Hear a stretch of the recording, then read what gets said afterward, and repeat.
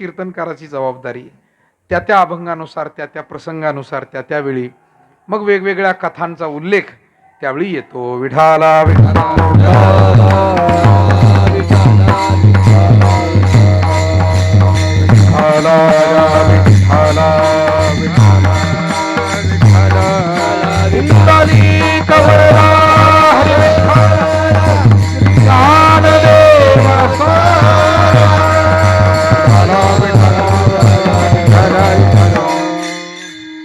गोपिकांना श्रीकृष्णाचा किती ध्यास होता, कारण श्रीकृष्ण हे सामान्य बालक नाही हे त्यांना कळलं होतं. मी सुरुवातीला आपल्याला म्हणालो, वाक्य आपल्या ध्यानात असेल, अगोदर विचार करावा, समजून घ्यावं आणि मगच सेवेला भक्तीला प्रवृत्त व्हावं. गोपिकांनी समजून घेतलंय कृष्ण हे तत्व काय आहे. एक गोपिका दुसऱ्या गोपिकेशी बोलते. दोघी पाण्याची भांडी डोक्यावर घेऊन चाललेल्या आहे.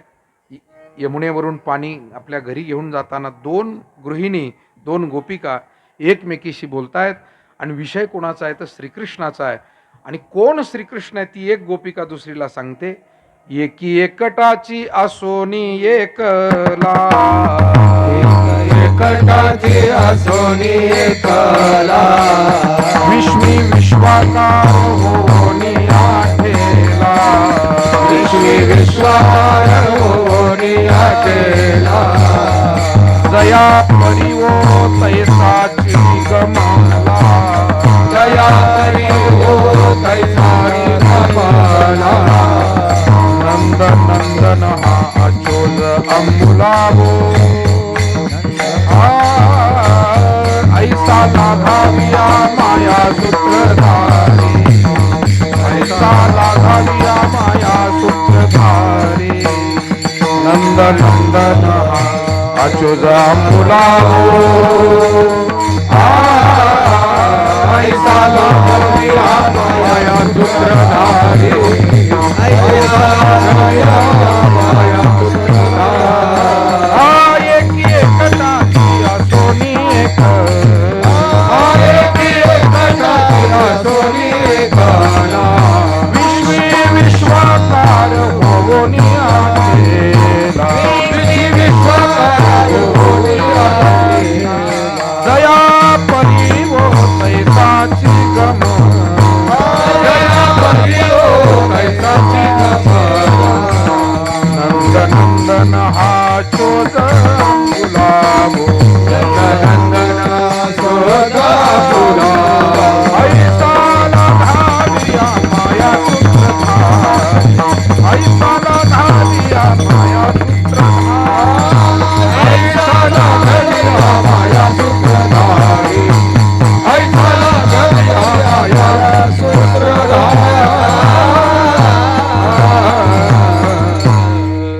एक गोपिका दुसऱ्या गोपिकेशी बोलते आणि तिला सांगते, एकी एकटाची असोनी एकला, विश्वी विश्वाकार होवोनी आठेला. हा परमात्मा सामान्य बाळ किंवा एक छोटस बाळ नाहीये, तो एकटा नाहीये, तो या विश्वाचं जीवन आहे. विश्वाला व्यापून राहिलेलं हे तत्व आहे. परम ब्रह्म परम धाम पवित्रम परमम भवान पुरुषम शाश्वतम दिव्यम आदिदेवम अजम विभुम. गीतेमध्ये ज्या भगवान परमात्म्याचं वर्णन आहे तशा स्वरूपाचं ती गोपिका एक दुसरीशी बोलत होती. म्हणून सांगतो, कृष्णाला भाळून गोपिका भक्ती करत नाही, कृष्णाला जाणून गोपिका भक्ती करत आहेत. विठाला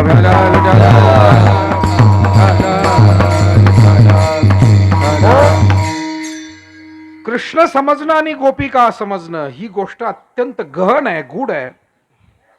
कारण ते अत्यंत श्रेष्ठ अशा उच्चतम भक्ती स्वरूपाचं लक्षण आहे. त्यांच्या मनातला जो भक्तिभाव आहे तो सर्वोत्तम असा भक्तिभाव आहे.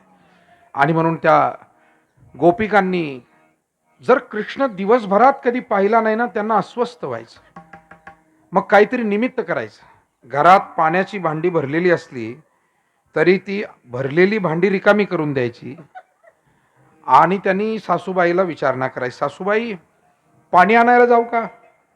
मला वाटतं निमित्त करून माणसानं चुकीच्या कामाला जाऊ नये, पण निमित्त करून चांगल्या कामाला जरूर जावं. घरचे लोक परवानगी देत नसतील काहीतरी निमित्त करावं. खताची गुणी घेऊन येऊ का? जातो नेवाशाला, जाऊन येतो नेवाशाला. आणि पटकन जावं, माऊलीचं दर्शन करावं, मोहिनी राजाचं दर्शन करावं. आपल्या मनात भाव आहे की देवाचं दर्शन बरेच दिवस झालं नाही, खंडोबा महाराजांकडे यावं, इथे दर्शन करावं. चांगल्या कामासाठी, चांगल्या सेवेसाठी निमित्त काढायला काही हरकत नाही, पण चुकीच्या कामासाठी निमित्त नको. आणि म्हणून गोपिकेनं निमित्त करायचं. भरीला उलंडोनी रीता करी घट, मिस पानियाचे गोविंदाची चट. चाले झडझडा उसंतो निवाट, पाहे पाळतो नि उभा तोची निटवो. असलेलं पाणी सांडायचं आणि मिस पानियाचे गोविंदाची चट. कृष्ण परमात्म्याला पाहावं, त्याचं दर्शन करावं, कारण त्याचं स्वरूप मी आपल्याला सांगतो. मानवी जीवनामध्ये ज्या ज्या व्यथा मानवी अंतकरणात आहे, त्या व्यथा दूर करायच्या असतील तर एकतर मनोभावे देवाचं दर्शन रोज घ्या, किंबहुना शक्य असल्यास त्याचं ध्यान करा. ध्यान शक्य नसेल, जमत नसेल, त्याचं थोडा वेळ भजन करा, चिंतन करा, किंवा भगवंताचे गुणानुवाद ज्या ग्रंथांमध्ये गायलेत त्या ग्रंथांचं वाचन करा. येन केन प्रकारे आपण भगवंताच्या जवळ गेलो पाहिजे, त्याच्या सान्निध्यात गेलो पाहिजे. आरतीचं निमित्त, दर्शनाचं निमित्त, हरिपाठ, भजन, ध्यान, चिंतन, वाचन. आणि मग तिथे अंतःकरणाला एक वेगळा विसावा मिळतो. म्हणून संतांनी म्हटलंय, जाऊ देवाची आगावा, देव देईल विसावा. माणसाला विसावा हवाय प्रत्येकाला, परंतु तो विसावा म्हणजे फक्त झोपेतून मिळत नाही. झोपेतून जो विसावा मिळतो तो साधा आहे. माणूस थोडा बसला, थकला आणि थोडा बसला म्हणजे विसावा मिळतो. पण शरीराला विसावा जरी मिळाला तरी मनाला आणि बुद्धीला मिळाला पाहिजे ना. जोपर्यंत मन बुद्धीची तळमळ थांबत नाही तोपर्यंत खरा विसावा नाही. नाही तर मग माणूस चांगल्या छान खोलीमध्ये मस्त झोपलेला असतो, परंतु इतका कोलाहल अंतकरणात चालू असतं, विचारांचं थैमान म्हणतात. अशी अवस्था जर असेल बुद्धीत आणि मनात, तर माणसाला कोणती गोष्ट सुख देत नाही. म्हणून असलेल्या प्रपंचाचं सुख थोडंफार अनुभवण्यासाठी त्याला परमार्थाची जोड आवश्यक आहे. आपल्याला गोळ्या देतात पहा, दवाखान्यात जर गेलं आणि काही त्रास झाला, गोळ्या, तर त्या गोळ्यांचा डोस जर जास्त झाला, आता मी गोळ्या खाऊनच कीर्तन करतोय सध्या 2-3 दिवस झाले. पण काय आम्हाला ननवरे सर, आम्हाला रजा टाकायची मुभा नाही. निदान तुम्हाला तुमच्या काळात रजा टाकता येत होत्या, आम्ही ऐनवेळी जर रजा टाकली मग काय खरं नाही. भास्करगिरी महाराज म्हणतात, फक्त केस करायचेच राहतात लोक, त्यांचा शब्द आहे नेहमी, फक्त केसच करायचे शिल्लक राहतात. जर का एखाद्या ठिकाणी जाणं झालं नाही, विठाला विठाला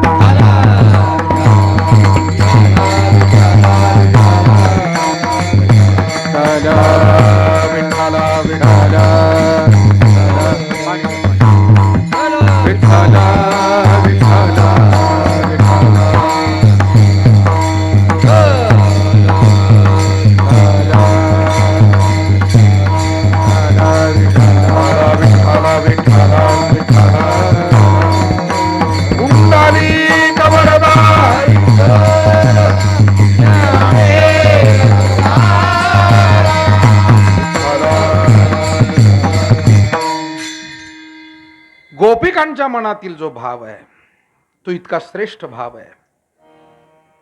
एक गोपिका दुसरीला सांगते, हे बाळ सामान्य नाही आहे, त्याला जाणलंय त्यांनी आणि जाणून केलेली भक्ती आहे.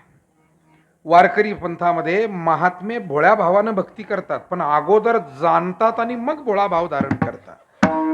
तुकाराम महाराजांचा एक अभंग आपल्याला सांगतो, जाणोनी नेनते करी माझे मन, तुझी प्रेम खून देवोनिया, मग मी व्यवहारी असे न वर्तत, जेवी जळात पद्मपत्र.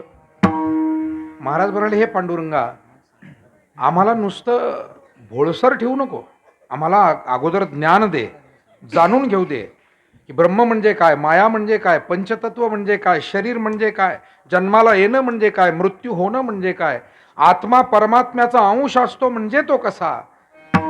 अशा काही आध्यात्मिक आत्मोद्धाराच्या गोष्टी आहेत त्या आम्हाला जाणता आल्या पाहिजे. म्हणून पहिल्यांदा आम्हाला जाणीव दे, पण त्या जाणीवेचा अहंकार नको, म्हणून पुन्हा नेनते पण दे. जानोनी नेनते. आपण पहा, समाजामध्ये अनेक माणसं आपल्याला अशी दिसतील की जी त्या क्षेत्रातली जाणती असतात, परंतु ते एकदम आल्या आल्या बोलायला सुरुवात करत नाही. ते सर्वांचं ऐकून घेतात, म्हणजे जाणून नेणते असतात. आणि तिथे असलेल्यांना थोडा वेळ असंही वाटतं की बहुतेक ह्या माणसाला याच्यातलं काही कळत, या मग तो एखादा अधिकारी असेल, तो एखादा सामाजिक कार्यकर्ता असेल, कुठलाही माणूस एखाद्या क्षेत्रातला, तो सुरुवातीला ऐकून घेण्याची, की निदान या माणसांचं म्हणणं काय, त्या त्या गोष्टीतलं त्यांचं सांगणं काय आहे, त्यांची समज तरी किती आहे, हे सगळं तो तपासून पाहतो. कुस्ती माहिती आपल्याला, जो पैलवान आत्मविश्वास ज्याला असतो ना की आपण जिंकू शकू, पण तो समोरच्या पैलवानाला सुरुवातीला थोडा पाडताळून पाहत राहतो. एकदम आला न लगे डाव टाकला आणि कुस्ती झाली, याचं नाव काही कुस्ती नाही. तो त्याला त्याची ताकद पाहतो, हातात हात घेतोय, मग थोडंसं एकमेकाची ताकद आजमावली जाते, थोडे छोटे छोटे खेळ होतात आणि एकमेकाची चपळता किती आहे, त्याची समज काय आहे, किंवा त्याला नेमका कोणता डाव घालायचा आहे पहिल्यांदाच याचा अंदाज घेतला. कुस्ती फक्त शरीरानं शक्तीनं खेळली जात नाही, ती बुद्धीनंही खेळली जाते. आणि जे फक्त शरीरानं खेळायला जातात मग ते कुस्तीगीर होऊ शकत नाही, कारण कोणतंही काम असो त्याला बुद्धीचा वापर हा करावाच लागतो. आणि बुद्धीचा वापर नाही केला तर, एक पैलवान सकाळी व्यायामाला गेला गावाबाहेर, जर गावाबाहेर निवांत गेला, एक बाजूला चोर चालले होते कुठून, त्या चोरांनी पाहिलं याच्या गळ्यात सोन्याची चेन दिसते.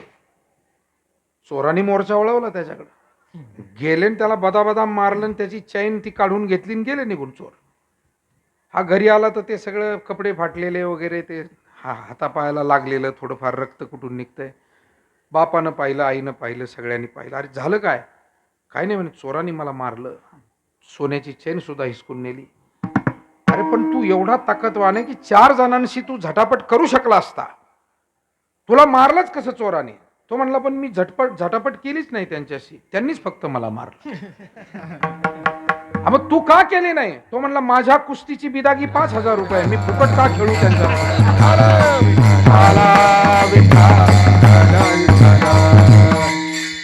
आपल्याच जवळच्या सामुग्रीचा वापर योग्य कसा करावा हे जर आपल्याला कळलं नाही, आपल्या साधनांचा वापर, आपली क्षमता कळावी, आपल्या जवळची साधनं कळावी आणि त्याचा योग्य वापर करून योग्य कार्य कसं करावं हे जर समजलं नाही, म्हणून शास्त्रात एक गोष्ट लिहिली आहे, योजकस्तत्र दुर्लभः. योजना करणं.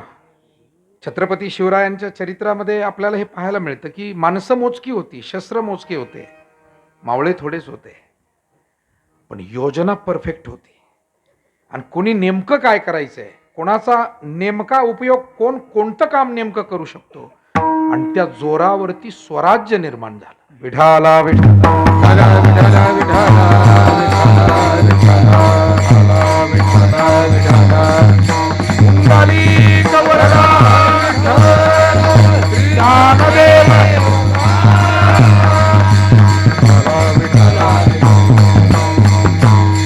भगवान कृष्ण परमात्मा त्याच्या दर्शनाची ओढ गोपिकांना एवढी होती, निमित्त करून भगवंताकडे जायचं, त्याचं दर्शन करायचं. नाही झालं तर त्यांना तद्विस्मरणे परम व्याकुलते. नारदांनी सांगितलं, त्याच्या विस्मरणात किंवा त्याच्या वियोगात व्याकुळ होणं हेही भक्तीचं एक लक्षण आहे. श्रीरंगा वाचोनी आणून, श्रीरंगा वाचोनी आणून, श्रीरंगा वाचोनी आणून, श्रीरंगा वाचोनी आणून, याची फूल हार तरी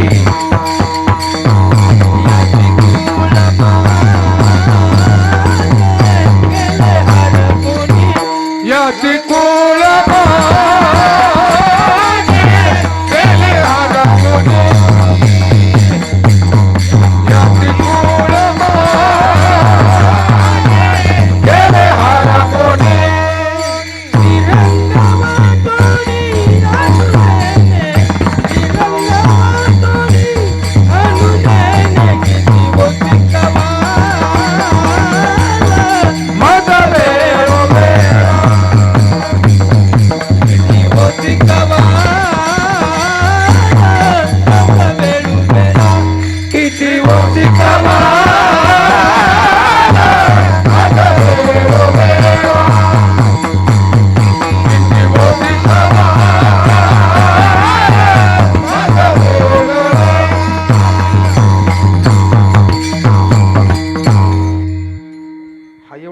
चोपदार घेऊन जावं का काय कोणास ठाऊक नाही. मला आश्रमावर घेऊन जावं वाटतं. चांगला ताल लय त्याच्यात बघा, पोरांना चांगलं नाचवील आमच्या रोज तो. एवढा चोपदार घेऊनच जावं वाटतं इथून. काय कोणाला विचारावं लागेल मला सांगा ना. कराळे सरला, कराळे सर. कराळे ताई कुंडली कवरदा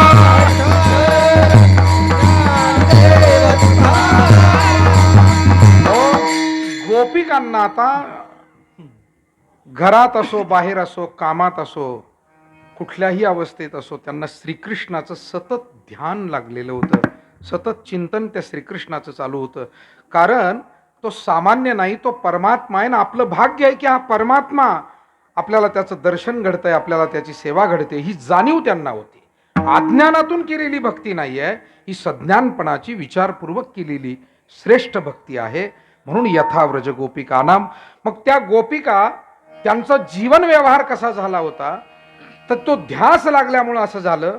त्या बोलू लागल्या तरी विषय कृष्णाचाच निघायचा, चालू लागल्या तरी श्रीकृष्णाच्या दिशेनं त्या चालायच्या, त्या पाहू लागल्या तरी पाहण्याची इच्छा श्रीकृष्णाला असायची, आणि ऐकायचं काही असलं तरी श्रीकृष्णाविषयी ऐकावं ही त्यांची भावना होती. निळोबार आहे अभंगाच्या पहिल्या चरणातून सांग. बोलती चालती देखती ऐकती, बोलती चालती देखती ऐकती, बोलती चालती देखती ऐकती. अरे याचा आवाज पोट झाला पाहिजे ना दादा. देखती ऐकती. हो हो हो हो, शाहीपणाचा. देखती ऐकती, हो हो हो, बोलती चालती देखती ऐकती. बोलती चालती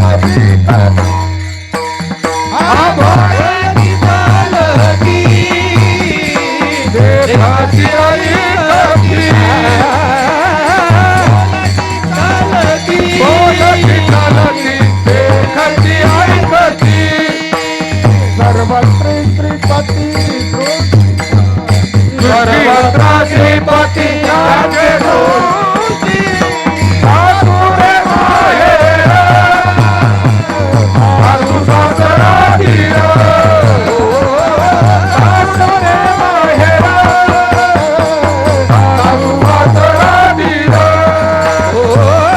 सासुरे माहेर सासू सासरा धीर. सासुरे माहेर सासू सासरा धीर.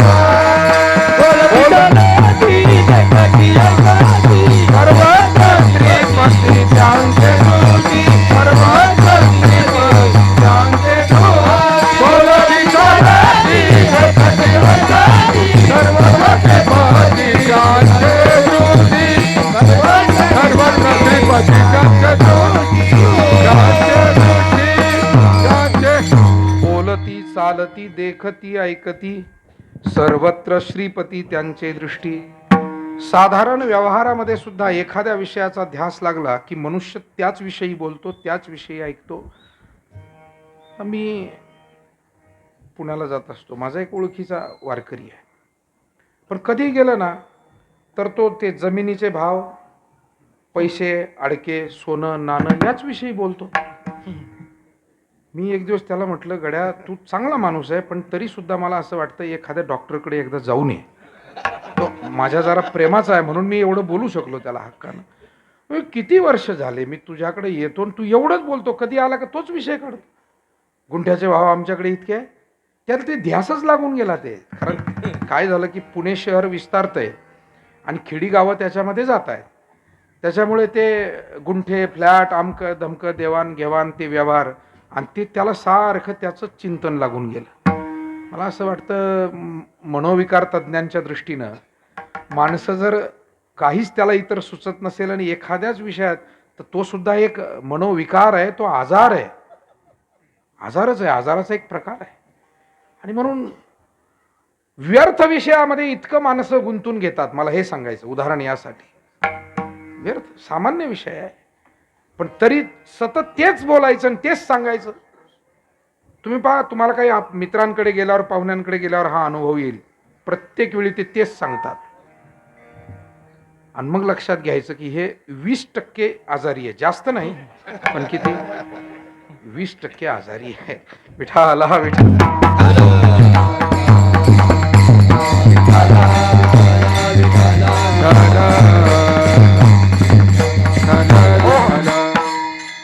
आता बंगला दाखवला तर एकदा दाखवाव ना.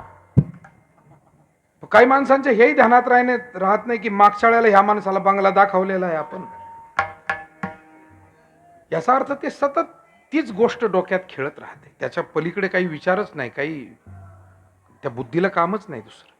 मला वाटतं गोपिकांना कामं पुष्कळ होती, पण विषय श्रेष्ठ होता. आपल्यासारखा प्रापंचिक विषयात त्यांचं चिंतन चाललेलं नव्हतं, मर्त्य विषयात चिंतन नव्हतं. त्यांचं चिंतन हे जगाचा जो मायबाप आहे, जो उद्धाराचा विषय आहे, जो आनंदाचा विषय आहे. मला वाटतं संसाराच्या चिंतनानं पुण्यही होत नाही, झालं तर दुःख होतं. परमात्म्याच्या चिंतनानं पुण्यही होतं, मनोबलही वाढतं आणि मनुष्याच्या भावना सुद्धा तितक्या उंच स्थितीवर जातात. म्हणून गवळणी बोलतायत, पण काय विषय बोलण्यामध्ये, मगाशी सांगितलं मी, एकी एकटाची असोनी एकला असं बोलतायत. आयशा गवळणी त्या बोलती परस्परी बोलतायत, पण विषय हे इतके दर्जेदार आहेत त्यांचे. परमात्मा हा असा आहे, परमात्मा तसा आहे. दिसे सगुण स्वरूप सुंदर, दिसे सगुण स्वरूप सुंदर, दिसे सगुण स्वरूप सुंदर, दिसे सगुण स्वरूप सुंदर, परिव्यापोनी अखिला चराचर, परिव्यापोनी परिव्यापोनी अखिला चराचर, परिव्यापोनी अखिला चराचर, देवदानवादी मानव असुरा, देवदानवादी मानव देवदानवादी मानव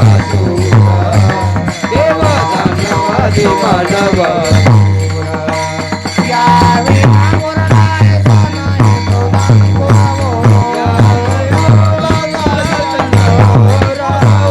यावे नागोरलाय सोनाय प्रदान पुरावो,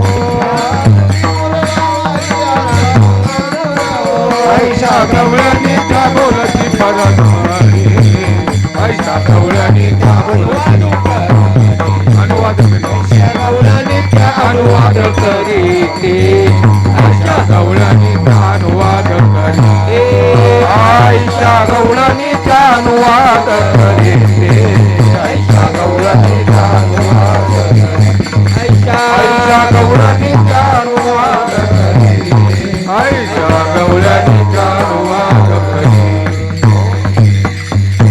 गवळणी संवाद करतायत, अनुवाद करतायत, एकमेकींशी बोलतायत, पण बोलण्याचा विषय परमात्मा आहे. दिशे सगुण स्वरूप सुंदर. अशा पद्धतीने गवळणी बोलतायत कृष्णाविषयी, बोलती गवळणी चालतायत, पडिली भुली धावती सैराट, छंद गोविंदाचा चोजविती वाट, मागे सारोनी सकळ बोभाट, वंदी पदांबुजे ठेवोनी ललाट. कोणती वाट चालतायत, तर ज्या वाटेनं श्रीकृष्ण भेटेल. त्यांना मथुरेत दहीदूध विकायला जायचं असलं ना, तर अनेक वाटा होत्या गोकुळातून मथुरेकडे जाण्याच्या, पण नंदबाबाच्या वाड्यासमोरून जायच्या चालती. त्याच वाटेनं त्या चालायच्या की ज्या वाटेवर श्रीकृष्णाचं दर्शन घडेल, त्याची भेट घडेल. मला वाटतं जीवनामध्ये सुद्धा जगण्याच्या पुष्कळ वाटा आहे, पण अशा वाटेने साधारणपणे आपल्यासारखी सज्जन माणसं चाललेली आहे. आणि सर्वांनीच तसं चाललं पाहिजे की ज्या वाटेवर समाधान मिळेल, आनंद मिळेल, सुख मिळेल, काहीतरी कृतार्थता आपलीच आपल्याला वाटेल, अशा वाटेनं चालणं हे फार गरजेचं आहे. आणि म्हणून गोपिका चालत आहेत, बोलती चालती देखती. गोपिका पाहतायत, पण पाहण्याचा विषय सुद्धा प्रपंच दिसतोय खरा, पण त्या प्रपंचाकडे पाहण्याची त्यांची फार इच्छा नाही. मी आपल्याला सांगतो, बाजारचा दिवस आहे, तुम्हाला एखादे महत्वाचे पाहुणे भेटायचे आहेत त्या बाजारात. अनेक माणसं येऊन जातात, पण तुमचं लक्ष त्या पाहुण्यांकडे असतं, कधी येत आहेत, कधी येत आहेत. आता आज फोन आल्यामुळे इतकं राहिलं नाही पहिल्यासारखं, पण जुन्या माणसांना विचारा अजूनही, कारण त्या बाजार हाटातच गाठी भेटी व्हायच्या, वारीमध्ये, बाजारामध्ये. आणि मग ते माणसं एकमेकांना शोधायला असं कुठंतरी चौकात येऊन थांबायचे, सारखं पाहत राहायचे. तर ध्यास असायचा, त्या माणसाला मला भेटायचं. तसं गोपिकांच्या सभोवती हा सगळा प्रपंच आहे, पण तो त्यांना दिसतच नाही. देखोनी न देखे प्रपंच हा दृष्टी, स्वप्नीची या सृष्टीचे इल्या जेवी, तुकोबाराय म्हणता. पाहून सुद्धा हा प्रपंच न पाहिल्यासारखा त्यांना आहे. मग त्यांचं लक्ष कुठं लागलेलं आहे? लक्ष लावोनी अंतरे कृष्णा पाहती नर नारी, लक्ष लावून अंतरी कृष्णा पाहती नर नारी, लावण्य सागरुहारी, लावण्य सागरुहारी, परमानंदो परमानंदो, छंदे छंदे वेणु वादे, त्रिभुवनि घनु गादे, छंदे छंदे वेणु वादे, त्रिभुवनि घनु गादे, छंदे छंदे वेणु वादे, त्रिभुवनि घनु गादे, छंदे छंदे वेणु वादे,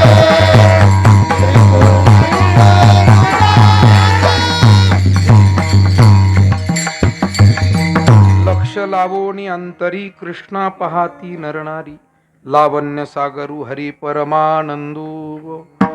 सांगण्याचा भाव असा आहे, गोपिका पाहतायत, पाहण्याचा विषय त्यांचा श्रीकृष्ण आहे. ध्यास कसा असतो पहा, बोलती चालती देखती, आणि गोपिका ऐकतायत, पण ऐकणं सुद्धा त्यांचं श्रीकृष्णाविषयीच आहे. कृष्ण परमात्म्याच्या वेणूचा आवाज दुरून जरी आला तरी त्यांची कुजबुज व्हायची. वृंदावनी वेणू कवनाचा माये वाजे, वृंदावनी वेणू कवनाचा मायवा, वृंदावनी वेणू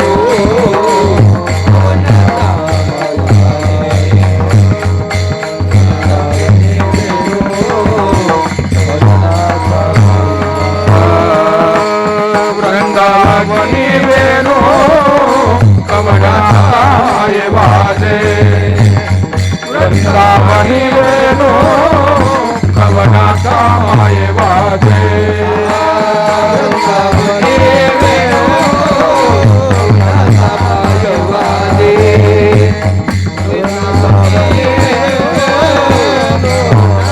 मायवाजे, वेणू नादे गोवर्धनु गादे, उच्च पसरोनी मयूर विराजे,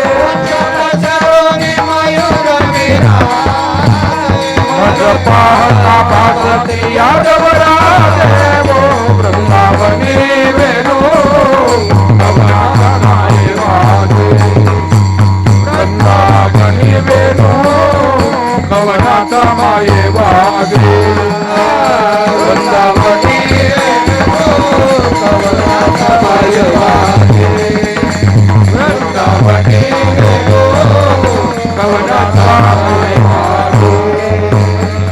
श्रीकृष्ण वेणू गीत, भगवंताच्या वेणूचं गीत त्या श्रवण करताय.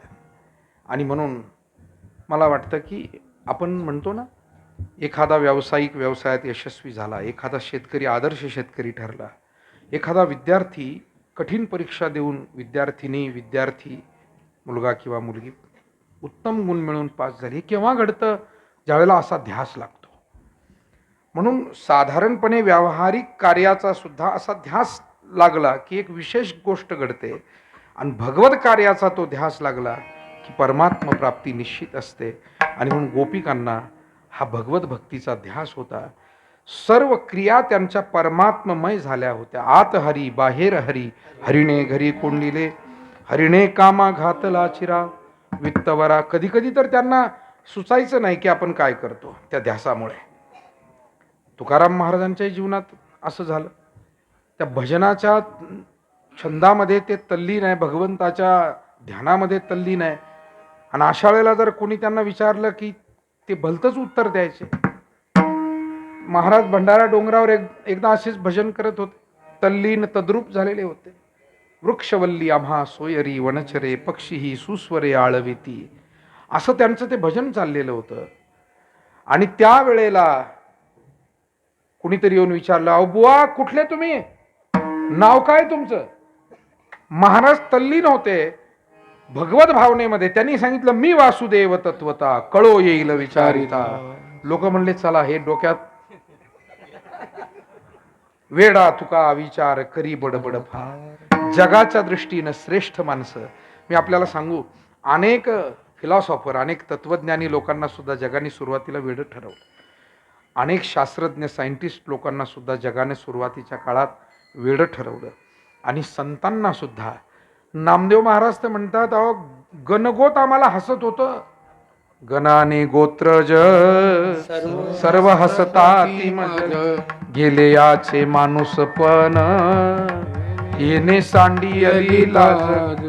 विनवितो शिंपिणामा संत चरणीचे रजगा, विठोबाचा धर्म जागो त्याचे चरणी लक्ष लागो. एखादा ध्यास घेऊन काम करायचं म्हणजे वेड व्हावं लागतं.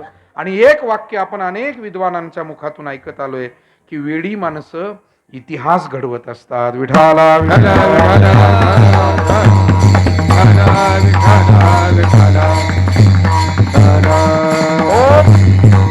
आता सर्व ठिकाणी त्यांना देव दिसतोय. कुठे कुठे दिसतोय ते दुसऱ्या चरणामध्ये. सासुर माहेरा, सासुर माहेरा, सासरा धीरा. सासुर माहेरा, सासुर माहेरा, सासरा धीरा.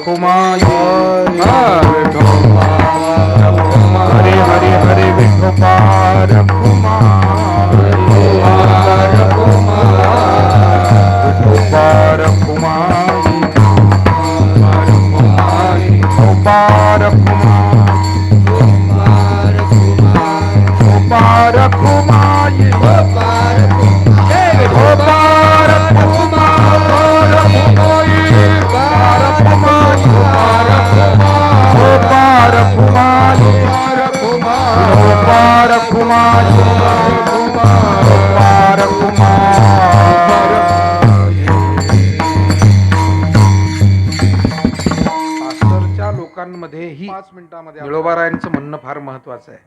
आणि माहेरच्या लोकांमध्ये सुद्धा. नाही तर नुसता माहेरच्या लोकात देव दिसला आणि सासरच्या लोकात मला वाटतं जोपर्यंत दिसत नाही तोपर्यंत ती गोपिका नाही, ती भक्त होऊ शकत नाही परमात्म्याची. अर्थात अर्थ इतकाच आहे की सर्वच स्त्री पुरुष सगळ्यांच्याच मनामध्ये सर्वांविषयी सद्भावना असाव्यात. आणि मग सासुरे माहेर सासू सासरा धीर, देखती त्या भ्रतार हरीच्या रूपे. सोयरे सज्जन इष्टमित्र जन, कन्याकुमरे धन कृष्ण गोत. सोयरे धायरे मुलं बाळ लेकर सगळ्यांमध्ये देव दिसतो. त्या देव पाहण्याची पराकाष्ठा म्हणजे कृष्ण आता सगळीकडे दिसू लागलाय त्यांना. वासुदेवम सर्वम इति स महात्मा सुदुर्लभ. हे समस्त ही श्री वासुदेवो ऐसिये प्रतिती रसाचा उतला भावो म्हणून भक्ता माझी रावो आणि ज्ञानिया तो. हे जगत संपूर्ण ईश्वर स्वरूप आहे. मला वाटतं समारोप आता बस शेवटचं चरण माऊली भैरवी म्हणतील आणि शेवटच्या चरणावर आपण आता समारोप करून घेऊ. कुठे कुठे देव दिसत होता तर निळोबाराय म्हणतात त्यांना गायी गुरं जी होती गोठ्यातली त्यांच्यामध्ये सुद्धा त्या पशु पक्ष्यांमध्ये देव दिसत होता. संपत्ती वैभव संसार जो होता त्याच्यातही देव दिसत होता. अभंगाचं शेवटचं चरण. नीळ म्हणे त्यांचे संपत्ती वैभव, नीळ म्हणे त्यांचे संपत्ती वैभव, नीळमण त्यांचे संपत्ती वैभव, नीळमण त्यांचे संपत्ती वैभव, नीळ म्हणे त्यांचे संपत्ती वैभव, नीळ म्हणे त्यांचे संपत्ती वैभव, नीळमण त्यांचे संपत्ती वैभव, नीळमण त्यांचे संपत्ती वैभव, पश्वादिक सर्व झाला कृष्ण, पश्वादिक सर्व झाला कृष्ण, सासुरे माहेर सासू सासरा धीर, सासुरे माहेर सासू सासरा धीर, पश्वादी सर्व झाला पश्वादी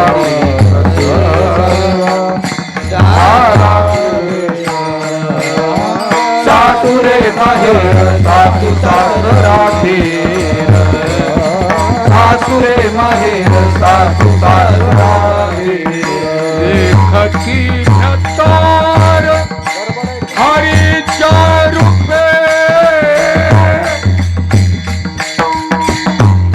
देखती भ्रतार हरीच्या रूपे, हरीच्या रूपे, हरीच्या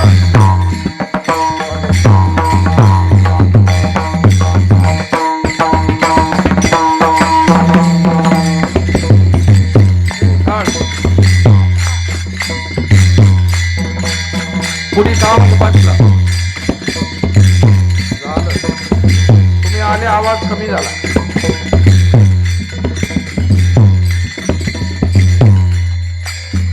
देखती मगाशी जो पोरगा बरा होता भ्रतार हरीच्या रूपे. अरे लेकरांचं कौतुक करा थोडं. असं काय करता का कमी करता. नेमकं त्याला चक्रधार वाजवायचं आणि त्यावेळी तुम्ही आवाज कमी केला. आवाज गेलेला आहे.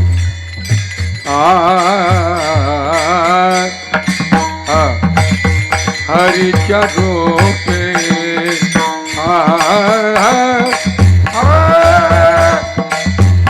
देखती देखती हरीच्या रूपे. वाजवा आता.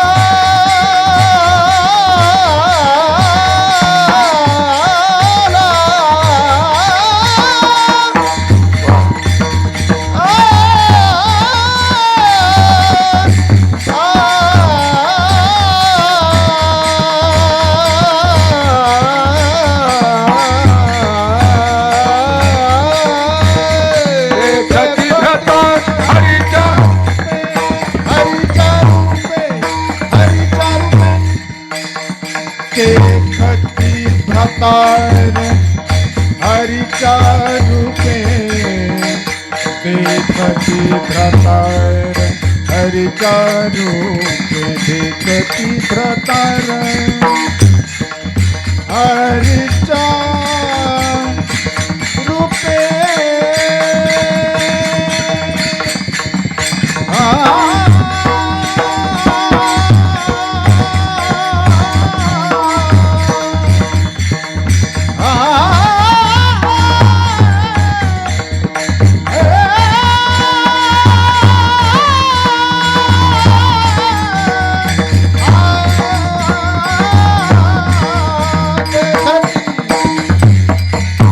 देखती क्या व्रता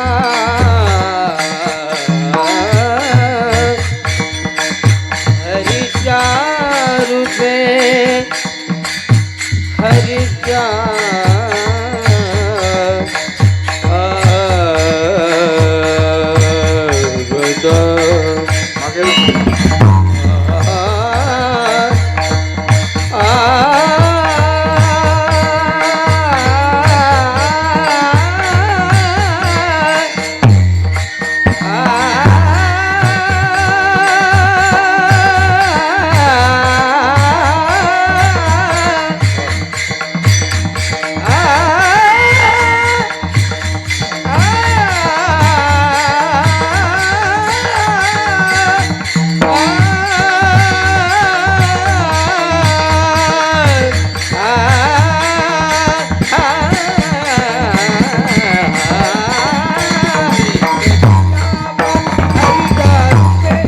देखती क्या प्रकार हरिचा रूपे देखती क्या प्रकार हरिचा साधुरे माहेर साधु साधुरे माहेर साधु ज्ञानेश्वर माऊली ज्ञानराज माऊली तुकाराम महाराज ज्ञानेश्वर माऊली ज्ञानराज माऊली ज्ञानेश्वर माऊली ज्ञानेश्वर माऊली.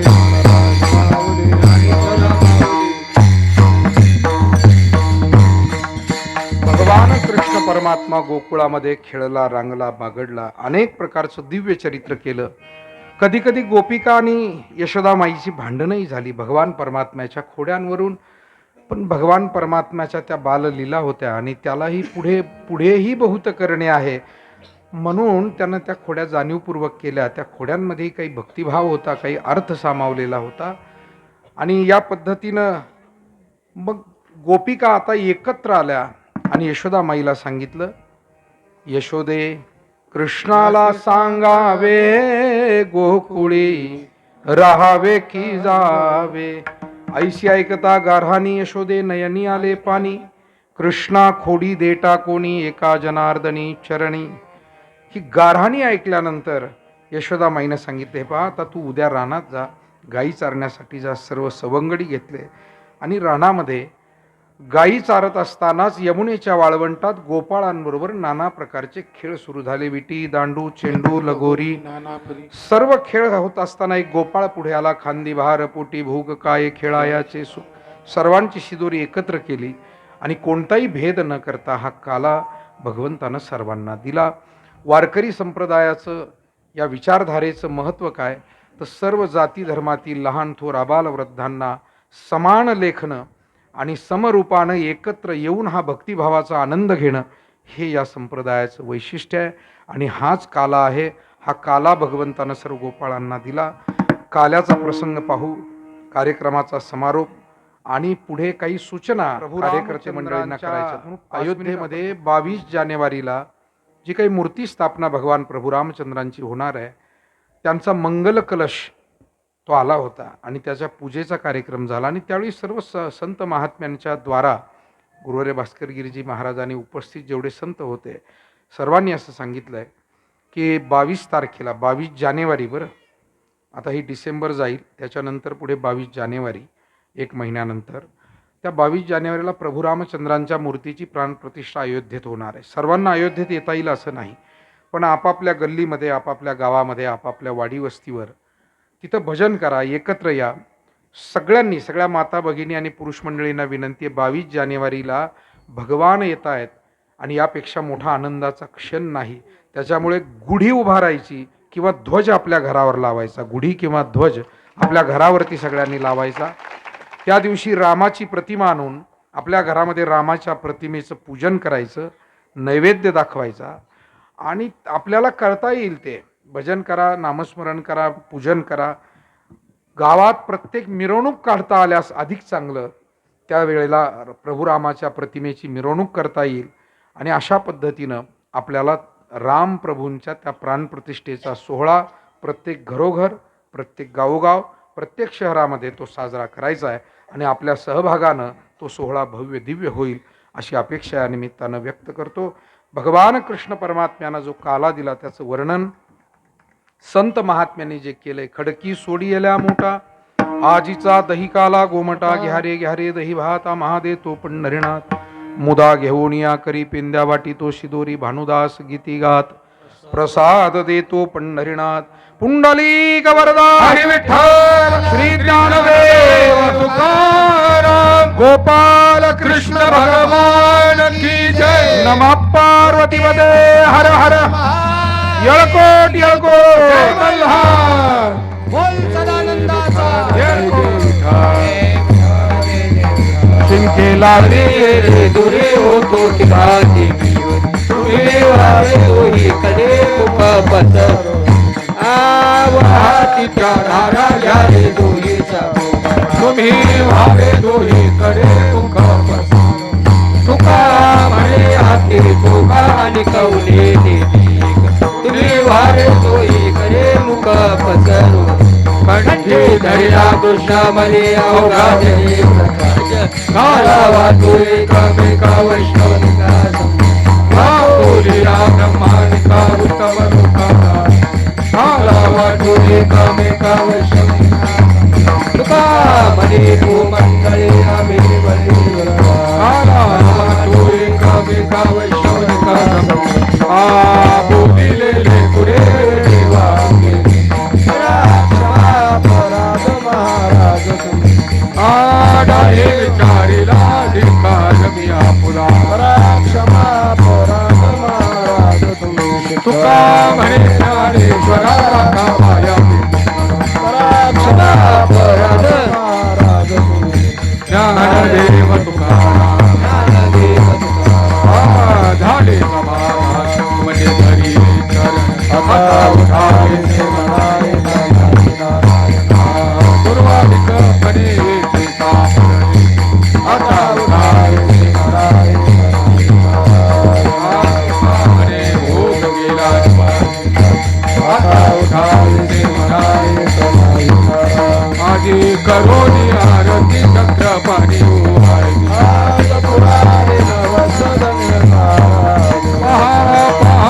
सकळ पुण्यवंत पुराणे नव सदन्य काळा तुका वाये चारी उभा पुराणे नव सदन्य काळा प्रेमाच प्रेमारती गोविंदाची ते बाळा प्रौढाने मुग्धावो माहिती रामा गणेशे शवाते होई राहिलो गंड गंड ते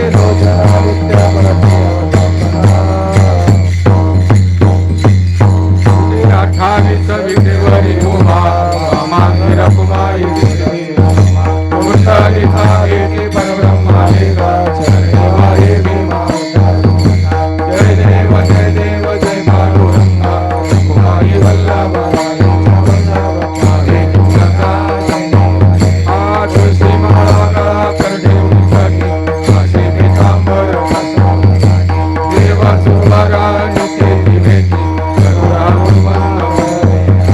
जय देव जय देव जय पांडुरंगा कुमारी वल्लभा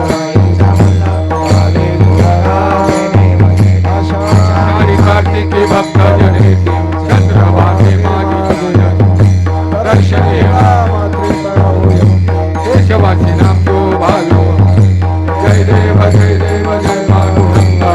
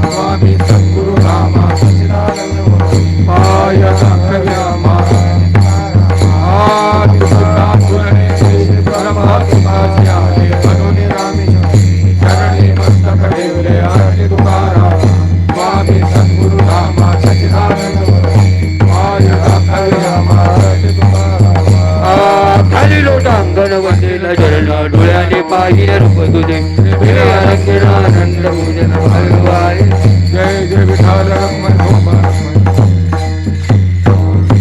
गीत व्हावी माझी आस जन्मी तुझा पंढरीचा वार करी संत संग सर्वका अखंड प्रेमाचा कल्लोळ हरीचा वार वारी करी चुकोनी चंद्रभागेशना हेची दान हरीचा वार वारी करी चुकोनी दे हरी विठ्ठल विठ्ठल विठ्ठल मागणे ते एक तुझ प्रती आहे देशील तरे पाहे पांडुरंगा या संतास निर्विहेची मदत आणि तुझे काही न मागू देवा का म्हणे आता उदार तू हो मज ठेवी पायी संताची या संतास निर्विहेची मदत आणि तुझे काही न मागू दे. ज्ञानदेव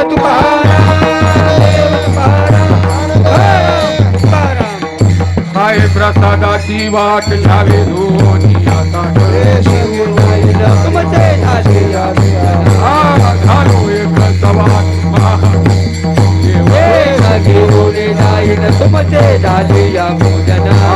तुका म्हणे चित्त करोनी राहिलो